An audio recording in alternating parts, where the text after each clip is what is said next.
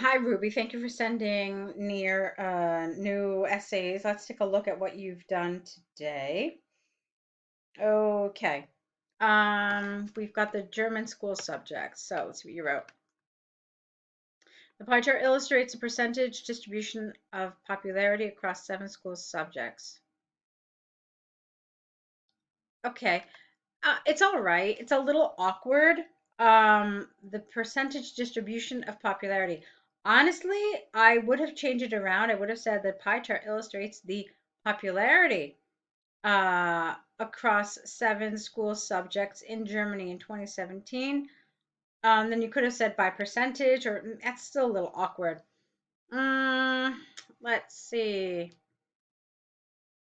How about the pie chart illustrate? Yeah, honestly, sometimes, less is more. The pie chart illustrates the popularity um, of 7 school subjects in Germany in 2017, and that's fine, okay? And because it's a pie chart, we can pretty much assume that it's percentage because what else would a pie chart be? So I don't even think you need to say the percentage distribution. Just as I said, less is more. All right, as shown by the pie chart, PE and history are the most popular subjects. Not are, but were, because look, it's 2017. Comprising a fifth of the pie chart with close percentages of 22.9, 22.4 respectively.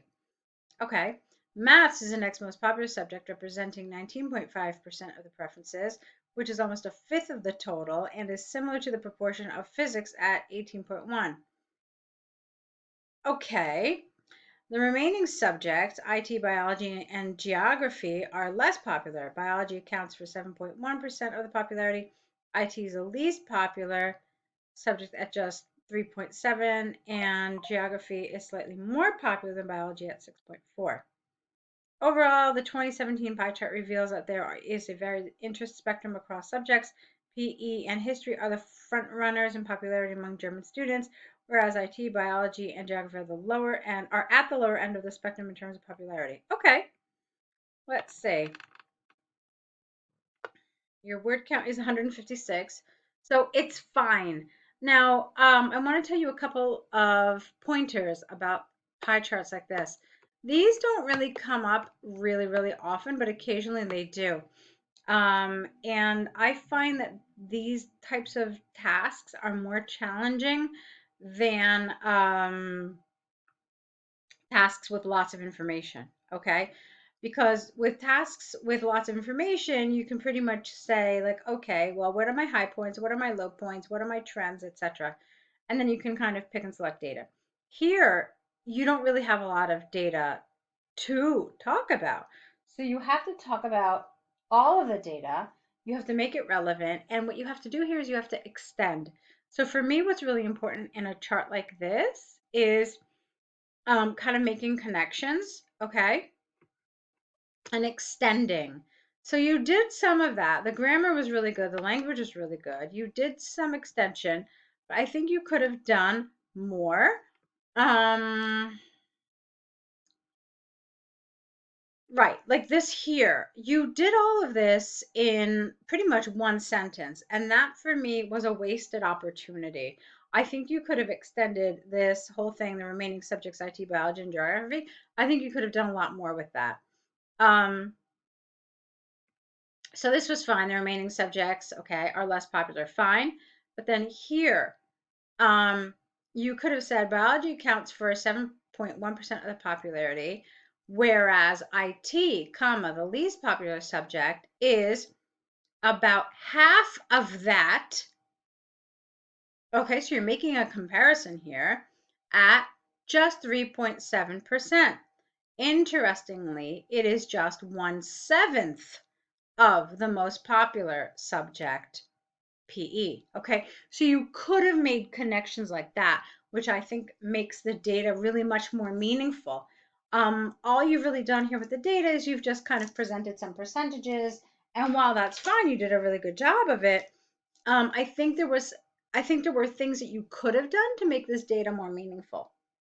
All right. So when you have something like this where there's really not a lot of information to work with, think about how you can work with it and what kind of comparisons, what kind of links you can make, okay? And here, I think it's probably more accurate, not to say that geography is slightly more popular than biology, but actually geography is slightly less popular than, wait a minute, than biology, right? It's slightly less popular than biology. So, because it's far closer to biology than it is IT, right? So I would have probably said that. Um, yeah, and that's fine. Let's see. Now here, I thought this was all right. That was fine. No major problems. So that's what I want you to do. I thought that sentence was kind of lacking. I thought you could have done more there. Maybe you could have done more here as well. So you said they each comprised about a fifth of the pie chart.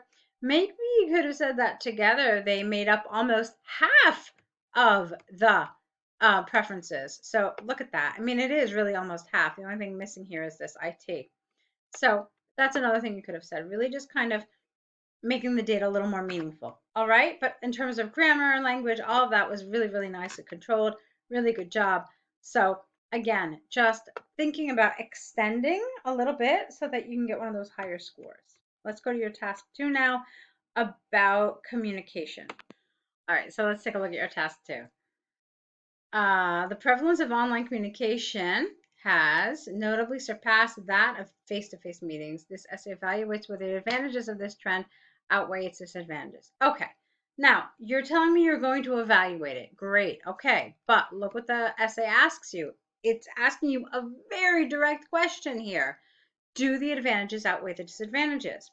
Now, remember in a previous essay we talked about this and how under task achievement, under band 7, it says presents a clear position throughout the essay. Your position is essentially the answer to whatever this question is or this command. Here you've got a question. So your position is the answer to that question. Remember what throughout means. Throughout means from the beginning to the end. So do I know your answer to this question from the beginning to the end of the essay?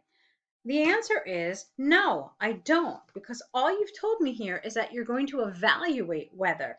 You didn't actually answer it. So, what a very kind of simple way to avoid this happening is literally to answer it. This essay evaluates why the advantages of this trend outweigh the disadvantages. Okay, so you can see here that you're answering that yes, there are more advantages than disadvantages, and you're going to analyze why. So it's really that simple of a change. But whatever the command is, or whatever the question is, and the reason I say command is because sometimes it says, um, discuss advantages and disadvantages, or sometimes it says discuss advantages and disadvantages and give your opinion. Okay, that's a command. They're telling you what to talk about.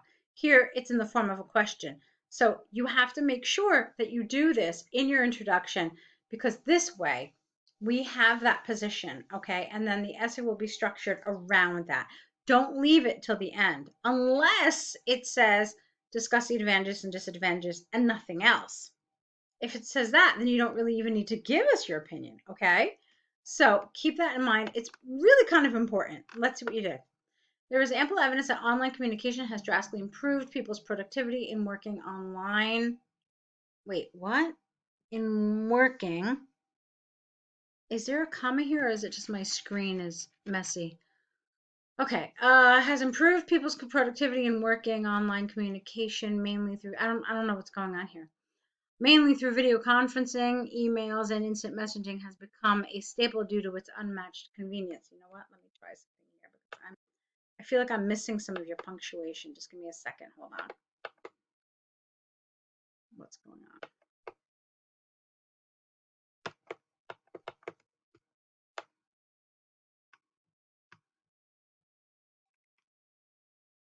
All right, yeah, there's a comma there. All right, I couldn't tell if it was a comma or not. Let's see. I don't know why you have a comma there. I feel like you needed something else. Maybe you needed a semicolon. A lot of people are scared to use semicolons because they're worried that they're not going to use them correctly. But basically, A semicolon, think of this. It's stronger than a comma, but it's not quite a period. It's not a full stop.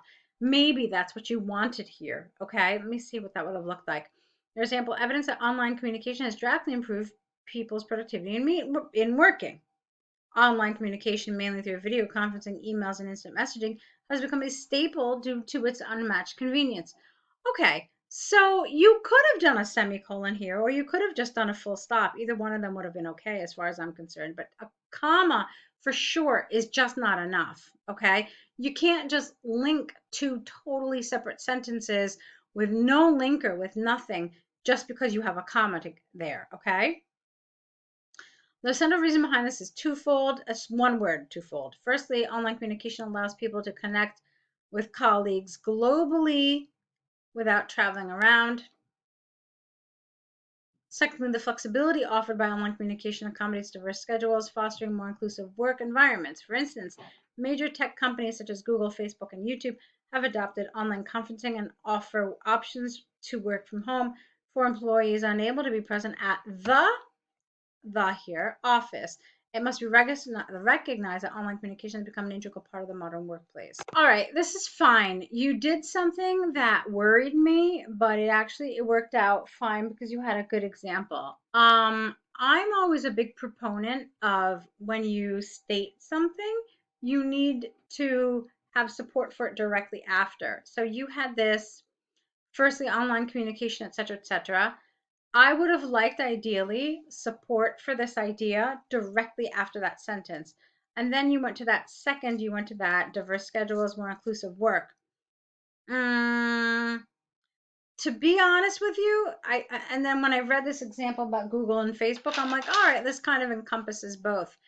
It really maybe doesn't. Maybe it does. I guess so. Diverse schedules, unable to be present at the office. It's fine. But I think that in an ideal world, you would have had a sentence like this directly here, right after this idea about traveling around. And by the way, is this a comma? It should be a full stop right here. So I would have put it right here. And then this idea about inclusive work environments, what do you mean by that? So do you mean people maybe who are caring for young children or elderly, or maybe they are physically handicapped? Like, do you mean that kind of inclusion? If so, then you could have said that, you know, this shift allows people to, who may not otherwise have been able to work and be productive citizens and so forth. Okay.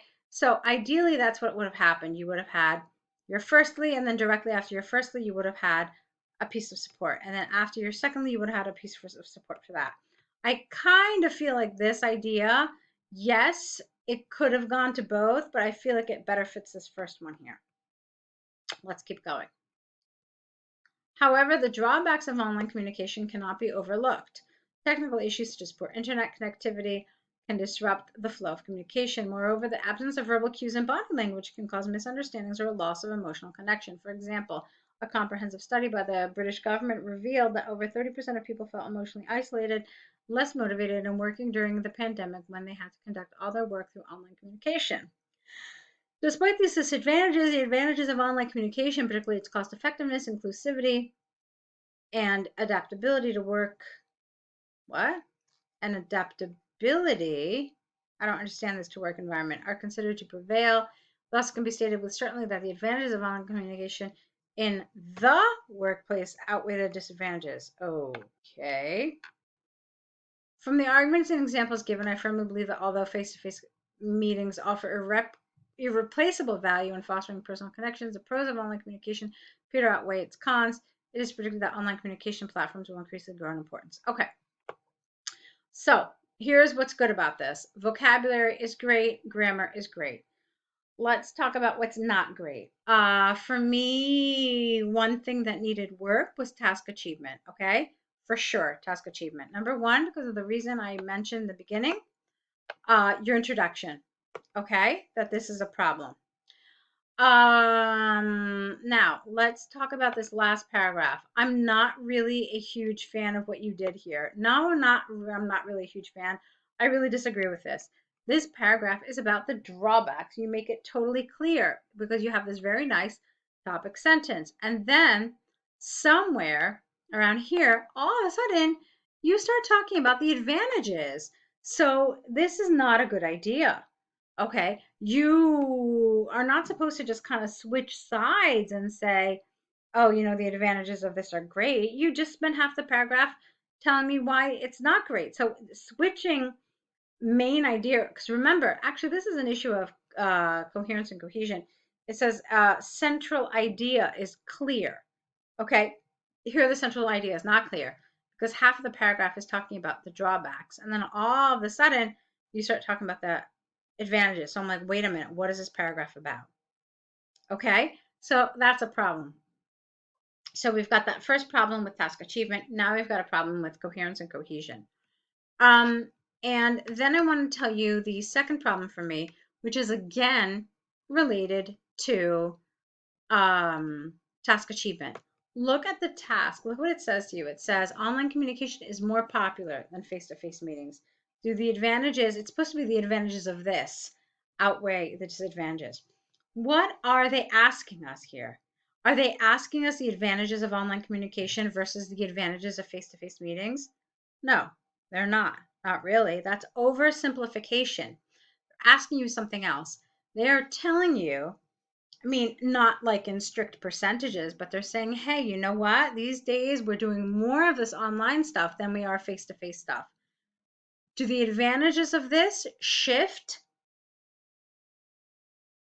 and this kind of proportion difference outweigh the disadvantages?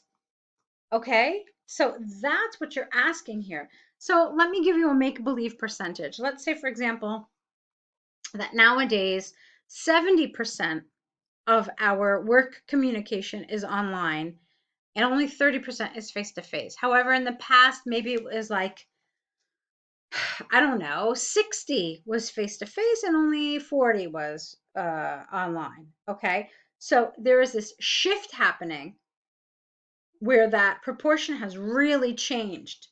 So the question is the fact that we're doing so much more of this online communication compared to face to face, do the advantages of that outweigh the disadvantages?